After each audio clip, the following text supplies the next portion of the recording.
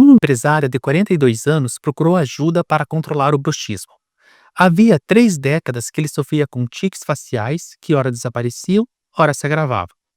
No último ano, entretanto, o paciente começou a ranger involuntariamente os dentes enquanto dormia, causando uma série de problemas na dentição, além de dores na musculatura da boca. Olá, eu sou Renato Martinelli, hipnoterapeuta. O assunto é 3 décadas de bruxismo.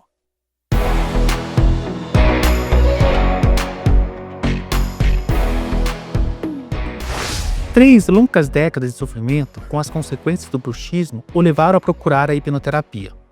O empresário passou por uma única sessão de hipnose, quando os terapeutas ensinaram a ele a técnica conhecida como tela de cinema. Ele foi instruído a relaxar totalmente os músculos do corpo, até sentir como se estivesse flutuando. Depois, todo pensamento, sentimento ou imagem negativa deveria ser mentalmente projetada em uma tela de cinema imaginária. A ideia do tratamento era fazer com que, ao buscar o relaxamento, o empresário simplesmente virasse a tela com imagens ruins para deixá-las de lado. Depois de 2 meses, a tensão muscular durante o sono desapareceu.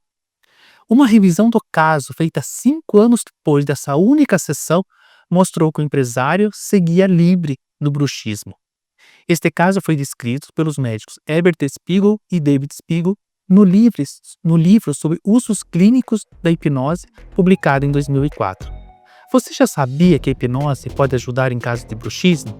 Acredita que essa explicação ajudou você a entender um pouco mais? Tudo que relaciona emoção, mente e corpo pode obter ganhos para a saúde com a hipnoterapia. A hipnoterapia pode também potencializar resultados em tratamentos convencionais. O seu médico poderá mensurar os resultados. Lembre-se que os únicos limites da sua mente são aqueles que você acredita ter.